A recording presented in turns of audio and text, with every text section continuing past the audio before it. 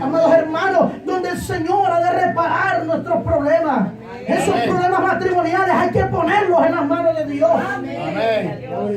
Hermano, alejándote de las casas del Señor, alejándote de las cosas de Dios, siendo olvidado el problema, no lo vas a resolver. Los problemas se resuelven siendo objetivo delante de ellos y poniéndolos en las manos del Dios Todopoderoso, el arquitecto y constructor, cuyo Dios es nuestro Dios. Aleluya.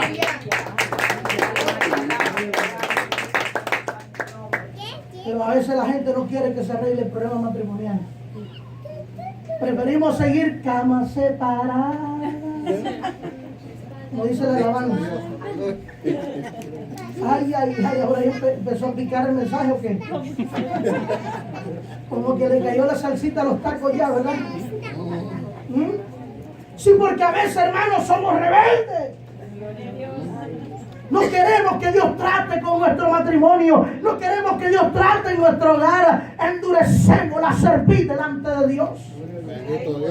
Hay orgullo. Y no orgullo del bueno, porque hay un orgullo que se llama tesón. ¿Ya ha comido tesón? Mire, hermano, ¿sabe lo que es tesón? Le voy a poner un ejemplo solamente. En estos días se jugó un clásico entre dos equipos de España bien buenos. Y uno de ellos iba perdiendo. ¿Y sabe qué? Aunque le expulsaron un jugador, siguieron jugando con un jugador menos y al final terminaron ganando el partido. ¿Saben por qué? Porque había gente con tesón, gente, aleluya, con corazón para hacer las cosas bien. Bendito el nombre del Señor en esta hora. ¿Saben por qué no le remontamos la batalla al diablo? Porque somos flojos muchas veces. Bendito tu nombre, bendito Dios. Porque somos orgullosos muchas veces. No estoy enojado, yo predico así, tranquilo. No cuesta decirle, mi amor, perdóname. Amor, cometí un error. O decirle a Dios, Señor, como he metido la pata, me la he encharcado. Límpiame con tu sangre. Glorifícate en mi matrimonio. ¿Cuántos adoran a Dios? Algunos están esperando que la mujer tome la iniciativa. Manganzón, si Dios lo llamó a usted por cabeza, usted tiene que tomar la iniciativa. Aleluya. Mi alma te alaba, Jesús. O está esperando que la mujer lo enamore otra vez.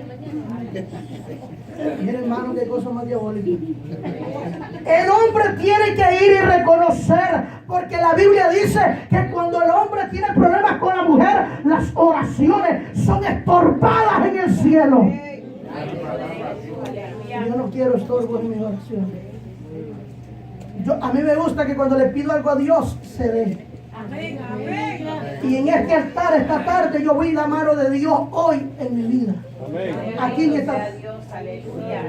Porque se apareció una pariente mía que yo amo mucho, ¿sabe? Y aquí en este altar, cuando llegó y vio la iglesia, me dijo, qué lindo lo que Dios ha hecho aquí. Un día voy a venir por aquí.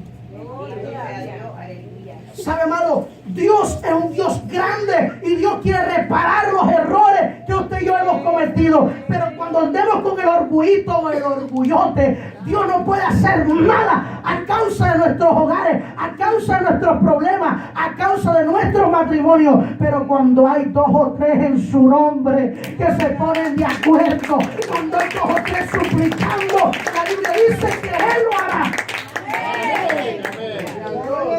Y a mí me gusta abrir los cielos. Pero entiendo por la palabra que para yo abrir los cielos tengo que tener una coinonía con mi esposa. No ironía, coinonía. Porque hay matrimonios que se la van a pura sátira. ¿No se va a comer hoy aquí? Y es que esa ropa se lava sola. ¿Quién desordenó esos zapatos? Hermano, ¿y tú crees que así vamos a llegar al vínculo perfecto que es la paz? No, tenemos que ponernos de acuerdo. Tenemos que primeramente nosotros ponernos de acuerdo y después decirle al Señor, Señor, queremos ver cultos mejores, queremos ver familias restauradas por completo, queremos ser instrumentos en las manos de Dios para ver la gloria de Jehová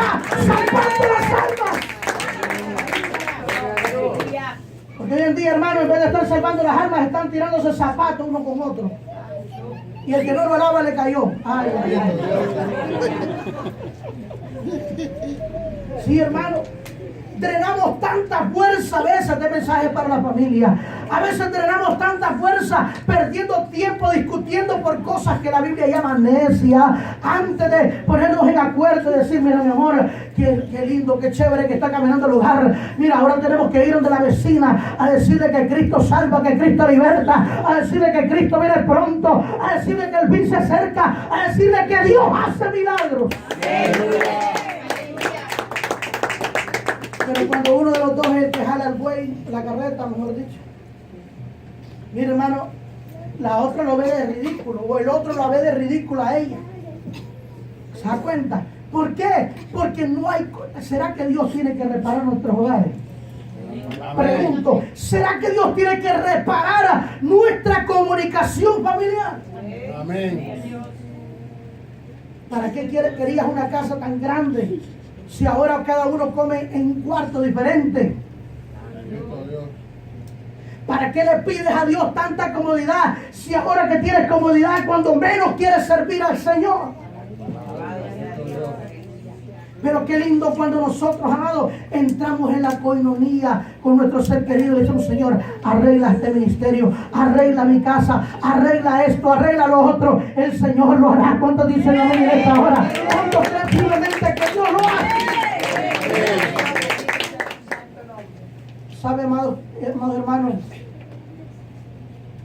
que David fue honrado por Dios porque David conocía los tiempos? Ya conmigo conocía los tiempos. Aprendió a servir a Dios no solamente cuando Dios lo hizo rey, porque cuando Dios te tiene en honra es sabroso servir a Dios.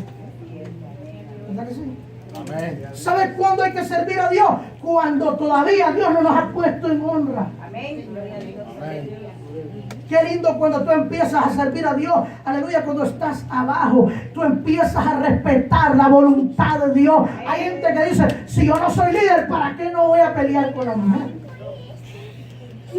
Y nunca servirás así. ¿Sabes por qué? Porque a Dios hay que honrarlo. Aleluya. No solamente cuando servimos, cuando Dios nos tiene en honra, sino que cuando estamos recibiendo palabra de Dios, tenemos que honrar esa palabra bendita que Dios pone en nuestro corazón. Se solucionarían los problemas que tenemos en nuestra congregación. Basta de venir, hermanos, luchando contra el diablo, contra el demonio, contra el tráfico, peleando contra la mujer para venir al culto. Yo creo que es tiempo, aleluya, donde la unción tiene que fluir. Amén. Donde más bien tú tienes que animar al que está desanimado, que se levante en el nombre de Jesús. Amén. Amén. Porque mire, una mente desocupada, dice un dicho por ahí, un taller del diablo. Hermano, cuando usted se descuida su vida espiritual, Satanás lo agarra y de un lado para otro. ¿Cuántos horas ven? No estás en nada, pero cuando tú estás metido con papá, mire hermano, usted hace llorar a la gente con un saludo solamente. Usted llega a un lugar y dice, Dios te bendiga. Mire, y usted hace temblar la atmósfera. Usted hace sacudir el ambiente. Cuando la unción está sobre ti. Cuando la gloria de Dios está sobre ti. Cuando tú eres un vigor delante de Dios. Dios hace cosas poderosas. Y no importa dónde tú vayas, Dios te abre las puertas. Amén. Amén. Por eso que yo, hermano, yo no creo en creyentes derrotados. Hay momentos que hay que pasar por la tempestad y por los momentos difíciles. Hay momentos, aleluya, donde vendrán momentos, verdad, terribles aún en la economía del hombre. Amén. Mire, hay momentos, claro que hay momentos. Pero en el capítulo 26 del libro de Génesis, la Biblia habla, aleluya, del patriarca. Y dice la escritura que cuando vino el hambre, él quería irse para otro lado. Y la palabra de Dios le dijo, quédate en esta tierra porque aquí, a pesar de esa hambruna, te voy a bendecir. Amén. Amén. Amén. Gloria a Dios. Aleluya. Abraham en la hambruna salió y se fue a meter a Egipto. Por poco pierde a la mujer, negro. ¿Sabe por qué? Porque muchas veces nos desconectamos. Necesitamos estar conectados. Necesitamos, amados hermanos, tener una buena conexión con el Señor. Amén. Para que cuando vengan los momentos de crisis, emocionalmente hablando, sentimentalmente hablando, cuando la mujer se te sienta y te dice, es que no sé por qué me casé contigo, tan feo que sos. Y no es que te lo dice en broma, te lo dice llorando la negra. Bendito Dios. Acabado.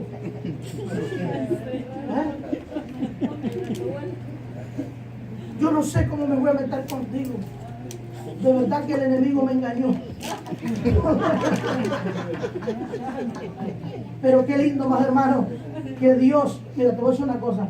Cuando Dios está con un matrimonio, vamos a pasar esas atmósferas pesadas, sí, las vamos a pasar.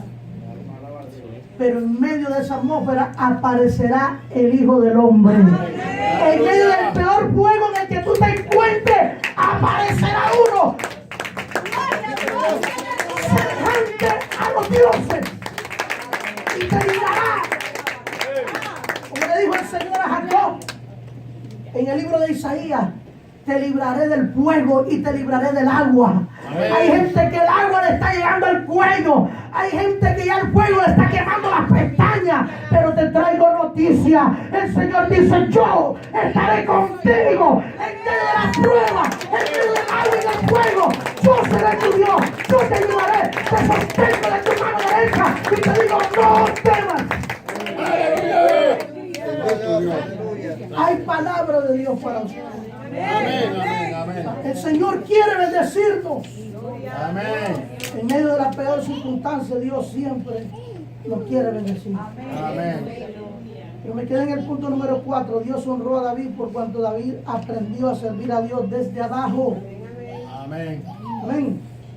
Y a respetar su voluntad. Vamos a ver qué dice el primer libro de Samuel, capítulo 26 y el verso número 7.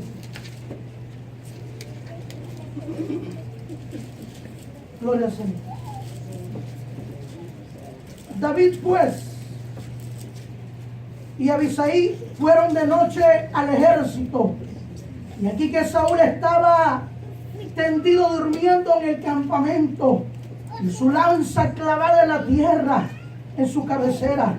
Y Abner y el ejército estaban tendidos alrededor de él. Entonces dijo Abisai a David, hoy ha entregado Dios a tu enemigo en tu mano.